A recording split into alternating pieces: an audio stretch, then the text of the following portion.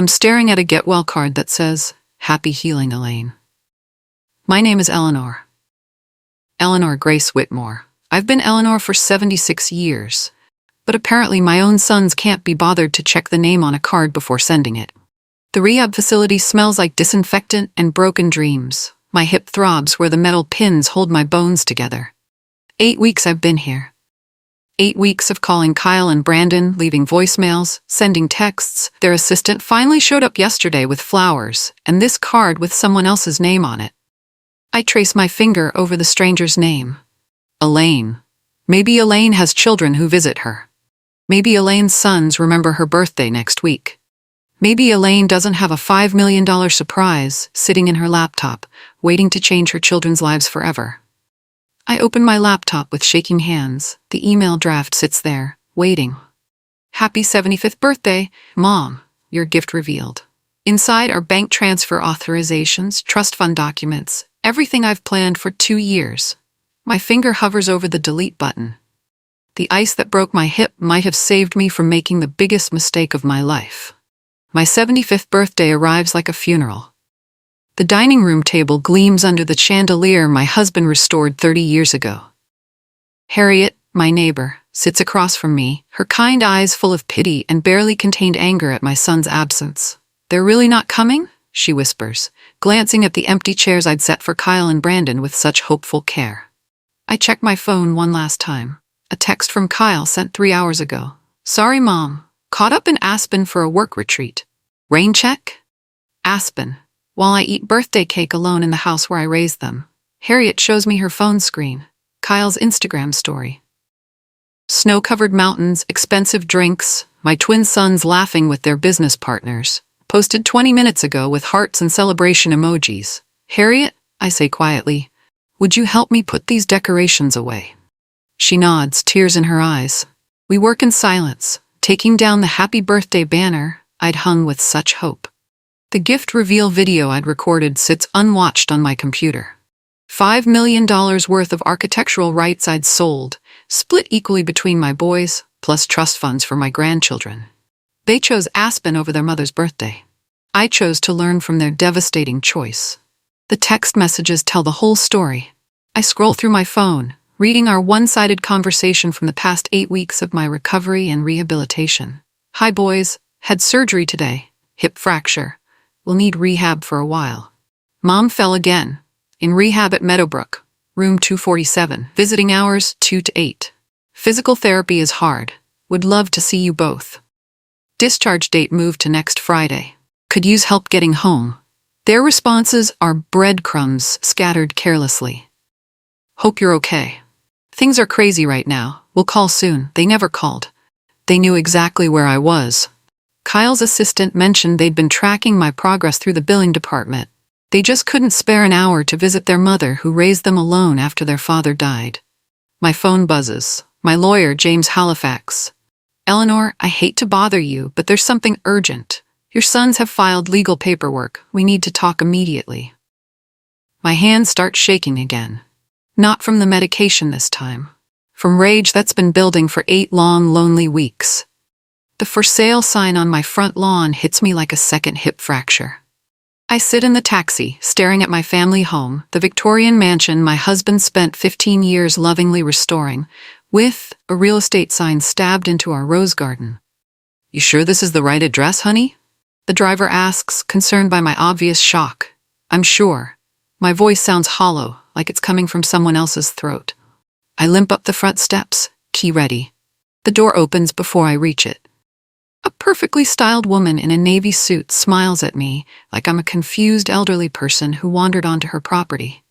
"I'm sorry, but this house is no longer occupied. The owners moved to assisted living. Are you perhaps looking for—" "I'm Eleanor Whitmore. This is my house." Her smile falters. She checks her tablet frantically. "Oh no. The son said you'd been relocated. They've packed your belongings. Everything's in storage except what they donated. My antiques, my wedding china, my husband's books, donated or stored like I was already dead and buried." I push past her into my own home. It echoes, hollow and empty, stripped of everything that made it mine. 6 months ago, I was the happiest woman alive. I sat in this same study, surrounded by contracts and bank statements, planning the most incredible surprise for my beloved sons. The architectural firm had bought my husband's restoration designs for $5 million. His work would live on in luxury hotels and historic renovations worldwide. I divided it perfectly. $2.5 million for Kyle. $2.5 million for Brandon. Trust funds for each grandchild. I'd even written them heartfelt letters explaining how proud their father would be. The video I recorded still sits on my computer. In it, I'm crying happy tears, holding up the check, explaining how their inheritance would secure their children's futures. I'd planned to show it at my birthday dinner, right before handing them the bank transfers. "My darling boys," I'd said to the camera, "you've given me the greatest gift of being your mother. Now let me give you the security your father always dreamed of providing." I'd imagined their faces, their tears, their gratitude and overwhelming joy.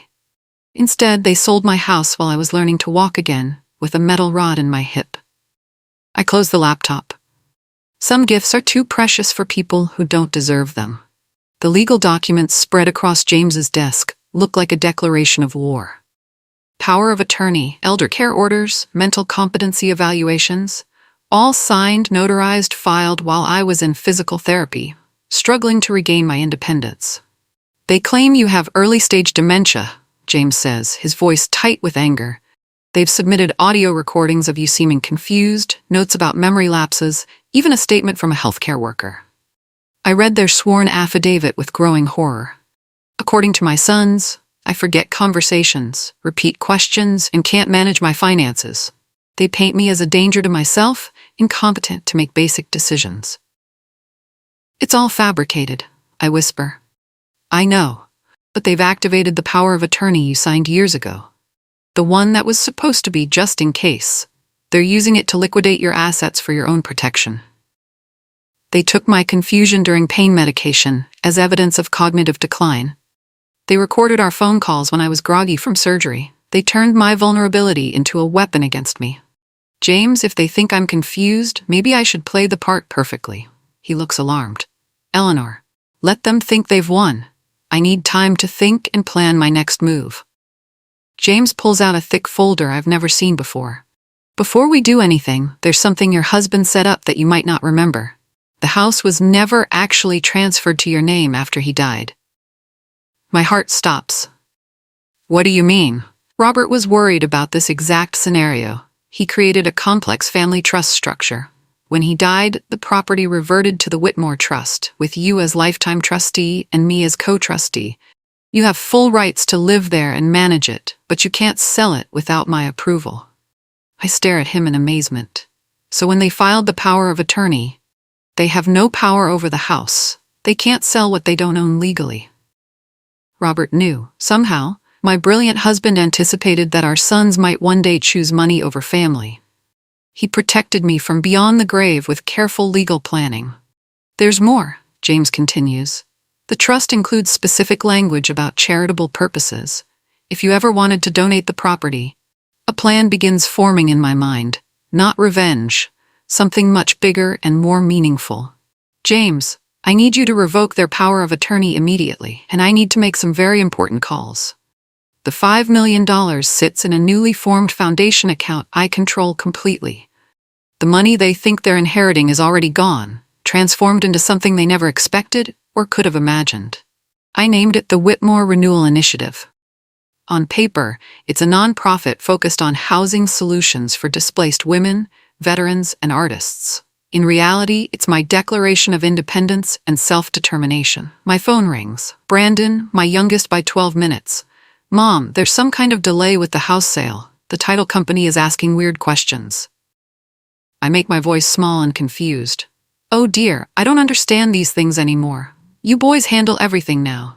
"Right, but they need some original documents. Can you remember where Dad kept his papers?" I let silence stretch dramatically. "Papers? What papers, honey? I thought you said I wasn't supposed to worry about these things." His frustration bleeds through the phone. "The trust documents, Mom, from when Dad died." "Trust? Was there a trust? You boys know so much more than me now." After he hangs up, I allow myself a small smile. Let them scramble. Let them discover that their confused mother was 20 steps ahead of their schemes. Kyle brings takeout Chinese food to my empty house like he's visiting a nursing home patient. He speaks slowly, loudly, as if I've gone deaf along with senile, treating me like a child. How are you feeling, Mom? Any confusion today? I blink at him owlishly. Confusion about what, dear? Just in general. Sometimes people your age have trouble with thinking clearly. I let my hand shake as I reach for the chopsticks. I think clearly enough. I think about how quiet this house is now, how empty it feels without your father. He pats my hand condescendingly. That's why we're moving you somewhere safer, somewhere with people to take care of you properly. And what happens to this old place? We'll handle everything. You don't need to worry about business things anymore. His phone records our entire conversation. He doesn't know I'm recording too. Every condescending word, every manipulation, every lie about my mental state. My lawyer will love this evidence. You boys are so smart, I tell him. So much smarter than your old mother. He actually smiles with satisfaction. We just want what's best for you. What's best for them, he means. The title search results arrive at Kyle and Brandon's office like a legal bomb. James calls me with the delicious update about their growing panic. They're panicking. The title company found the trust documents. Their lawyer is demanding to know why they claimed to own property that's held in an irrevocable trust. I adjust my reading glasses and look out at my garden. What did they say? Brandon called me screaming about clerical errors and demanding I transfer the title immediately. He doesn't understand that I can't transfer what was never theirs to begin with. The power of attorney they used so ruthlessly gives them control over my personal assets, not trust property. Robert's brilliant foresight saved the house from their greed. James, I want to revoke their power of attorney, today. Are you sure? Once we do this, they'll know you're not as confused as they think. I stand up straighter than I have in months. I'm not confused at all. I'm angry, and I'm done pretending to be helpless. Within hours, the revocation is filed. By tomorrow, they'll discover that their incompetent mother just outmaneuvered them legally and completely. In Robert's study, I find a letter addressed to me in his careful handwriting. It's dated the day before he died, tucked inside his copy of Trust and Estate Planning, like a secret treasure. My dearest Eleanor, if you're reading this, I'm gone, and you've discovered the boy's true nature. I pray I'm wrong, but if I'm right, I've built you an escape route. The trust protects the house. James knows everything. Use it if you need to start over. You deserve better than children who see you as an inconvenience. All my love, Robert. He knew. My husband saw what I was too loving to see. Kyle and Brandon inherited his business sense, but none of his heart or moral compass. I called James with my decision. I want to donate the entire estate to the foundation, today. Eleanor, that's a $20 million property. Are you certain about this? I've never been more certain of anything, but I want to do it publicly. I want the whole town to see what real family values look like. If my sons want to play games with my mental competency, let's see how they explain their mother making the most generous donation in the county's history. The Whitmore Renewal Initiative receives its largest donation on a Tuesday morning in spring. $20 million in property value, plus $5 million in funding, all from a supposedly incompetent elderly woman who can't manage her own affairs. I sit with the nonprofit's board, signing papers with a steady hand, while photographers document everything. The director, Sarah Chen, tears up as I explain the vision with crystal-clear articulation. Emergency housing for displaced women, art studios for local artists, transitional apartments for veterans. The house has 37 rooms. We can transform it into hope for hundreds of people. Sarah squeezes my hand. Mrs. Whitmore, this is the most incredible gift. Why now? Because I learned that blood family and chosen family aren't the same thing. I choose to give my home to people who understand what home truly means. The press release goes out at noon. By evening, it's the lead story on every local news station. My phone rings constantly, but I only answer for reporters who want to share this story. I wanted to secure my legacy, I tell them. This house will help people for generations. That matters more than leaving it to children who just see dollar signs. The farewell to the Whitmore estate event draws 300 people on a beautiful Saturday. Local families, veterans groups, women's shelters, even the mayor. Everyone except my sons, who are stuck in lawyers' offices trying to understand how they lost everything so completely.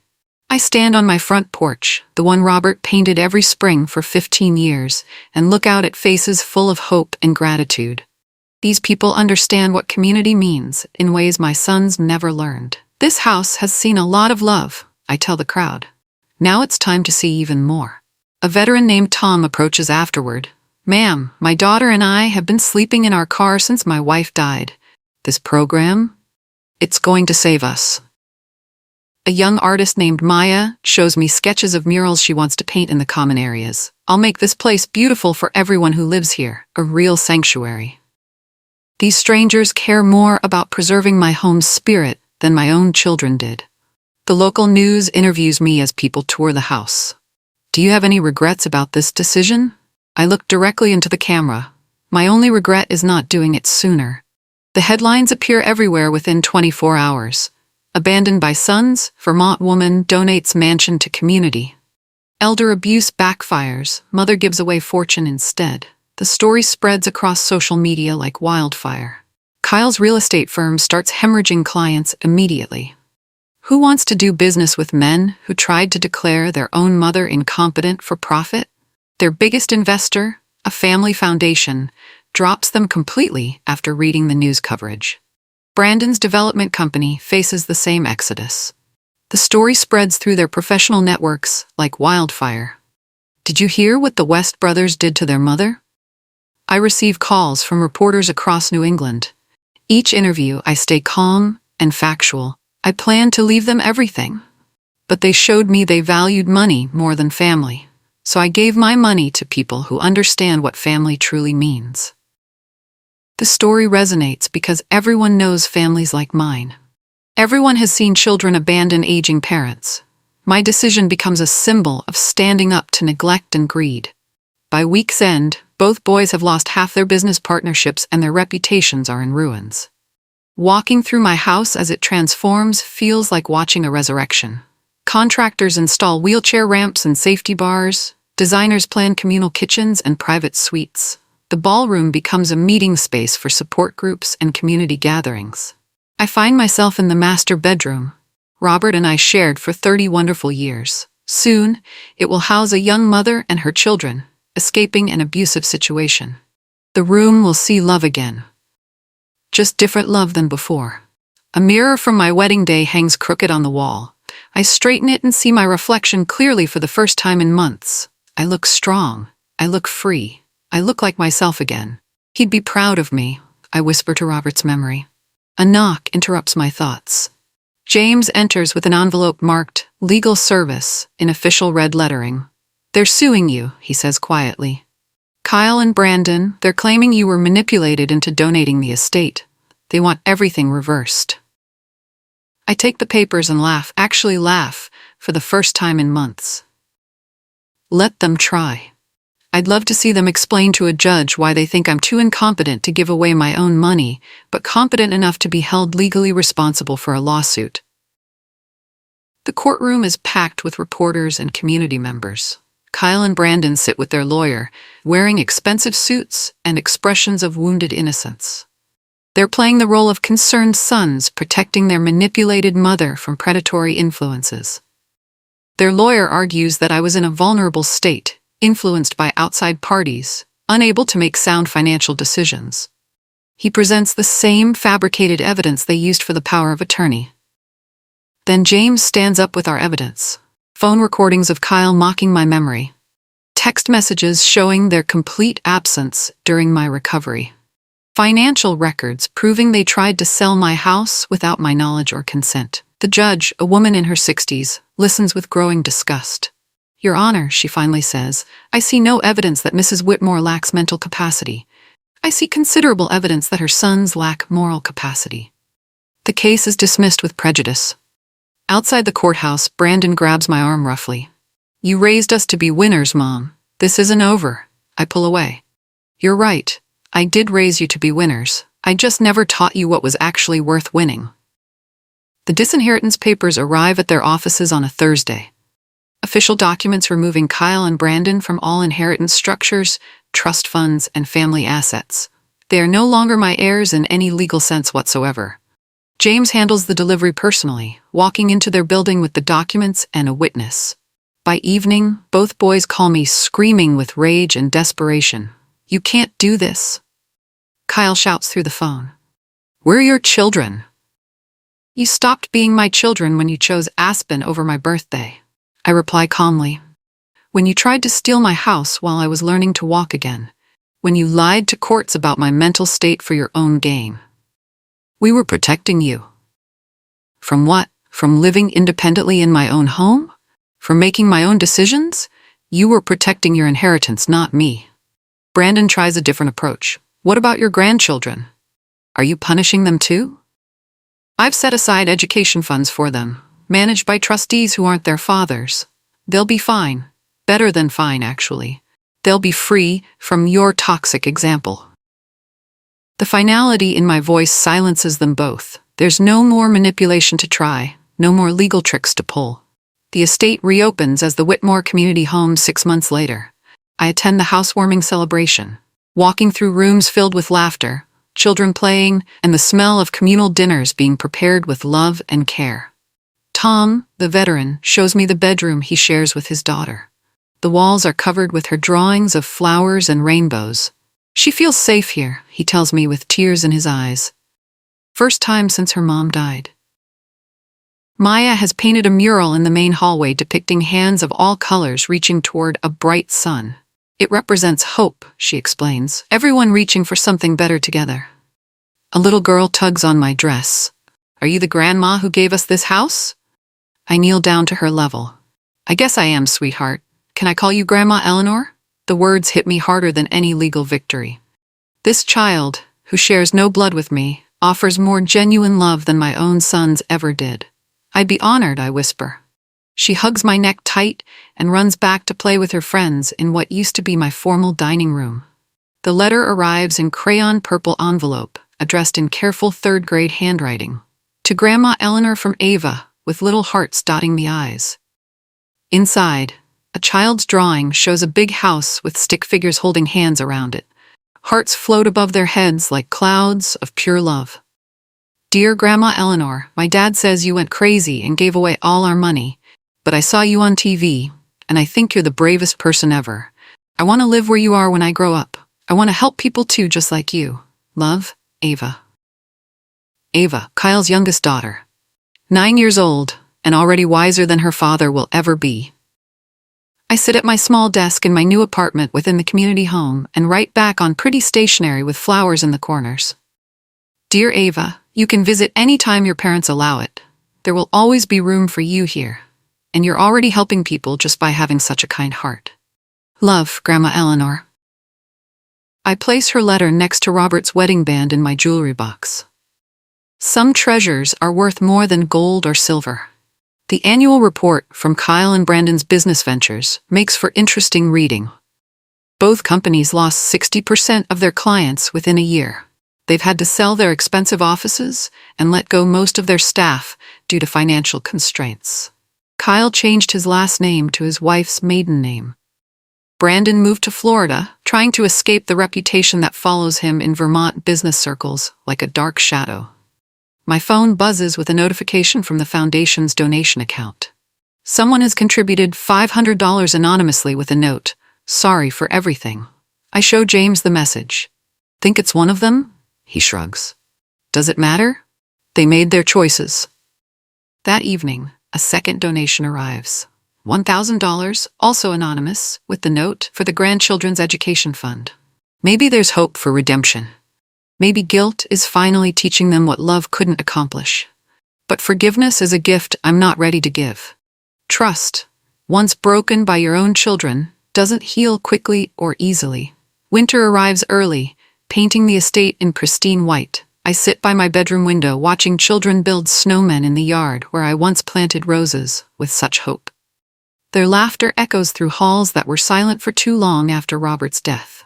The community has helped 200 people in 8 months. Women escaping abuse, veterans finding stability, artists discovering their voices. Every success story validates my decision to choose love over blood. Sarah Chen joins me for tea. Eleanor, I have incredible news. The state wants to replicate this model in 5 other locations. Your donation is inspiring similar projects across New England and beyond. I smile, watching a young mother teach her toddler to catch snowflakes. Robert would love seeing children in this house again. My phone buzzes. A text from an unknown number. Is this Eleanor Whitmore? I'm your grandson's teacher. He wrote an essay about you and won first place in our Community Heroes contest. He's very proud of his grandmother. Tears blur my vision. At least some family connections survived my son's destructive choices. I find the original video I recorded for Kyle and Brandon's surprise, the one where I announced their $5 million inheritance with tears of joy. Watching it now feels like looking at a different person. Someone naive enough to believe blood was thicker than greed and selfishness. I record a new video, sitting in the same spot, but in my new apartment, surrounded by the sounds of community life. Family isn't about DNA, I tell the camera. It's about who shows up when you need them. It's about who celebrates your joys and comforts your sorrows. It's about who sees you as a person, not a bank account or inheritance opportunity. I pause, looking around at the sounds of life and community surrounding me. I planned to give my sons everything. Instead, they taught me that everything includes my dignity, my independence, and my right to choose how my story ends. So I chose a different ending. I chose hope over inheritance. I chose community over blood. I chose love over obligation and expectation. I save the video and send a copy to one email address, Ava's school account, where she'll find it someday. Spring brings me to Robert's grave with a bouquet of daisies and an unexpected companion. Ava convinced her mother to let her visit for the weekend, and she insisted on coming with me to meet the man who taught you how to love people. She places a hand-picked wildflower on his headstone. Grandpa Robert, Grandma Eleanor tells me you were really smart. Thank you for taking care of her even after you died and went to heaven. We sit on the bench Robert built near his grave, overlooking the valley where our house sits like a beacon of second chances and new beginnings. Grandma Eleanor, can I ask you something? Anything, sweetheart? Are you sad that my dad doesn't talk to you anymore? I consider the question carefully. I'm sad that he chose money over love. But I'm not sad about my choice. I'm proud of it every single day. She nods solemnly. I want to work at your house when I grow up. I want to help people like you do. You can visit every summer if you want. There will always be room for you in my heart and my home. The mural unveiling draws the entire community to the main hall. Maya has painted the most beautiful piece I've ever seen, a tree with roots that become hands, reaching down to lift up people of all ages and backgrounds. At the base of the tree, a small plaque reads, "In honor of Eleanor Whitmore, who planted hope where others saw only endings." The residents present me with a rocking chair made by Tom from wood salvaged during the renovation. "For the woman who gave us all a home," he says with genuine emotion. I sit in the chair, surrounded by dozens of people who've become family in ways my blood relatives never were. A teenager plays guitar while children dance. Adults share stories and laughter over a potluck dinner filled with dishes from many cultures. This is what home sounds like. This is what family feels like when it's built on choice rather than obligation. Standing to address the crowd, I look out at faces filled with gratitude and hope. This house was built with love over a century ago. It was restored with love by my husband. Now it's filled with love by all of you. Love is the only renovation that truly lasts forever. Tonight, I finish writing a letter that will sit in my jewelry box until Ava turns 18. It explains everything. The inheritance I planned, the betrayal I survived, the choice I made to build something better than bitterness and revenge. My dear Ava, I write, I built this foundation for you, not to live in, though you can if you choose. I built it so you could believe in the power of choosing family, of choosing love, of choosing hope over disappointment and hurt. Outside my window, the house glows with warm light from dozens of apartments. Tom is helping his daughter with homework at the kitchen table. Maya is teaching art classes in the converted ballroom. A support group for grieving widows meets in Robert's old study, finding comfort in shared sorrow. This morning, I received a card from Kyle, not an apology. He's not ready for that yet. Just a card with my correct name and a single line. I hope you're happy, Mom. I am happy. Happier than I've been since Robert died. I'm surrounded by people who chose to be here, who appreciate what we've built together with our hearts and hands. My sons thought they were taking everything from me. Instead, they freed me to give more than I ever imagined possible. They thought they were writing my ending. Instead, they gave me the power to write my own beautiful beginning. I close the letter and place it next to Robert's ring and Ava's drawings. Some legacies are measured in money. Others are measured in love and the lives we touch. Mine will be measured in hope.